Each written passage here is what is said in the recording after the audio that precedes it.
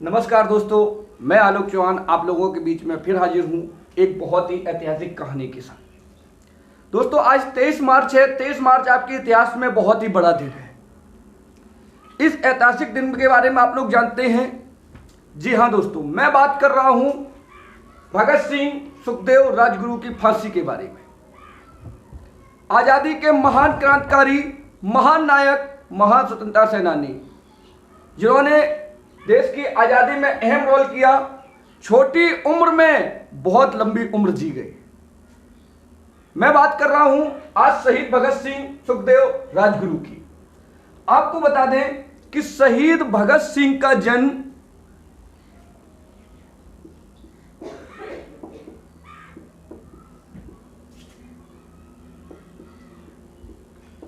शहीद भगत सिंह का जन्म 28 सितंबर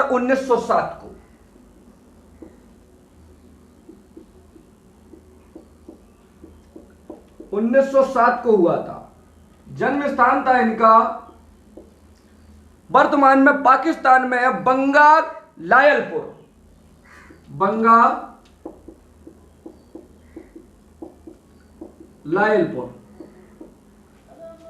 वर्तमान में पाकिस्तान।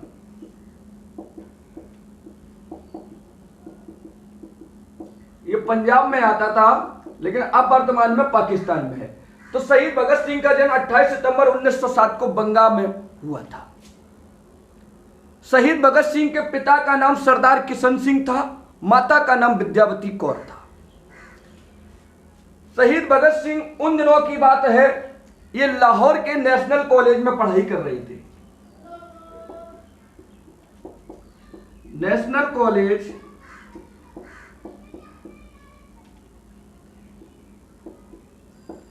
लाहौर,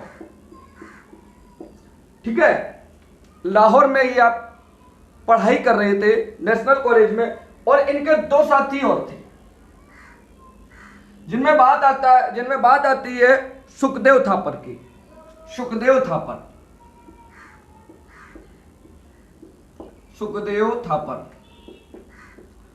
सुखदेव थापर का जन्म, इनका भी जन्म 1907 में ही हुआ था। 15 मई 1907। आप लोगों को दिख रहा होगा, स्पष्ट दिख रहा होगा। और जन्म स्थान भी इनका वही था,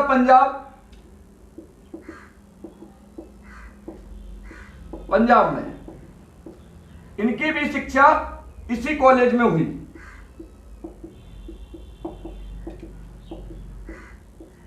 नेशनल कॉलेज लाहौर की।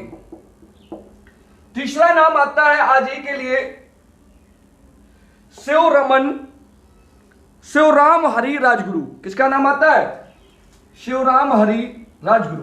आप लोगों को दिख रहा होगा स्क्रीन में, शिवराम हरि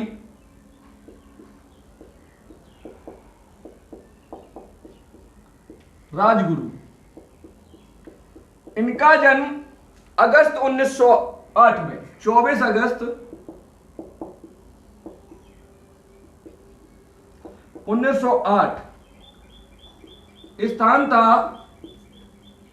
इनका स्थान था पुणे, महाराष्ट्र। ठीक है, पुणे महाराष्ट्र में इनका जन्म हुआ था, खेड़ा में। खेड़ा, पुणे, महाराष्ट्र। अब मामला बनता है, अब शुरुआत होती है आपके टॉपिक की। 1928 में साइमन कमीशन भारत आया जिसका विरोध किया गया। और विरोध में लाहौर का एक सहायक पुलिस अधीक्षक था, अंग्रेज अधिकारी था, जेपी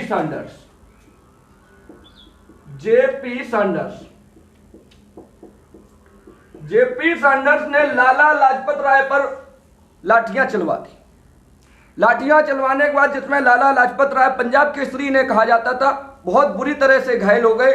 और घायल होने के कुछ दिन बाद इनकी मृत्यु हो गई, जिससे आहत होकर तीनों क्रांतिकारियों ने जेपी सैंडर्स की हत्या कर दी।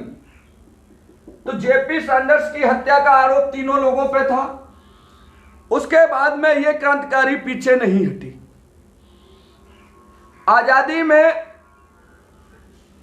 आजादी की इस लड़ाई में भगत सिंह ने अपने साथी बटुकेश्वर दत्त के साथ नई दिल्ली में जो ब्रिटिश भारत की सेंट्रल असेंबली थी, नई दिल्ली में ब्रिटिश भारत की सेंट्रल असेंबली के सभागार में पर्चियां फेंकी, और पर्चियां फेंकी, कुछ ऐसे बम फेंके जिससे ब्रिटिश अधिकारियों को डराया जा सके। ठीक है, ब्रिटिश की सेंट्रल असेंबली में बम फेंके, और ये कब फेंके थे इन्होंने? 8 अप्रैल 1929 को। 8 अप्रैल 1929 को सेंट्रल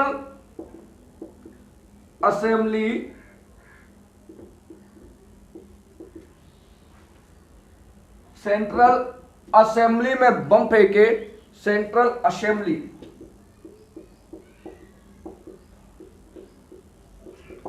पर्चे और बम फेंके। बम फेंकने के बाद इतने साहसी थे भगत सिंह, बम फेंकने के बाद ये वहां से भागे नहीं, इन्होंने वहीं खड़े रह के अपनी गिरफ्तारी दे दी।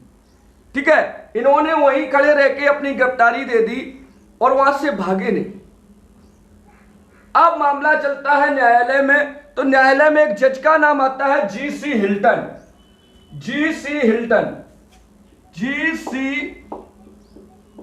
हिल्टन ने फांसी की सजा सुनाई।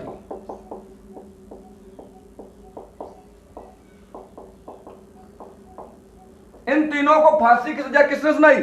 जी.सी. हिल्टन नाम के जो जज थे, न्यायाधीश थे, उस न्यायाधीश ने इन्हें फांसी की सजा सुनाई। इन मामलों में इन्हें 24 मार्च 1931 को फांसी दी जानी थी, लेकिन मामला क्या हुआ कि ब्रिटिश सरकार, अंग्रेज इतने डरे हुए थे, जानते थे कि जब 24 मार्च को हो सकता है दंगा ना हो जाए जेल में, ये सब तीनों के तीनों लोग ये लाहौर की सेंट्रल जेल में बंद थे। इन्हें वही लाहौर में ही फांसी दी गई। इन तीनों को लाहौर में ही, इन जो आपके 3 ये शहीद जवान थे आपके, इन तीनों को लाहौर की सेंट्रल जेल में ही फांसी दी गई। ब्रिटिश सरकार को डर था, 24 मार्च का डेथ वारंट था, लेकिन इन्हें 23 मार्च को ही लगभग 11 घंटे पहले, यहां तक आपको दिख रहा है, इनको 11 घंटे पहले, तय समय के 11 घंटे पहले 23 मार्च 1931 शाम के 7 बजे इनको फांसी दे दी गई।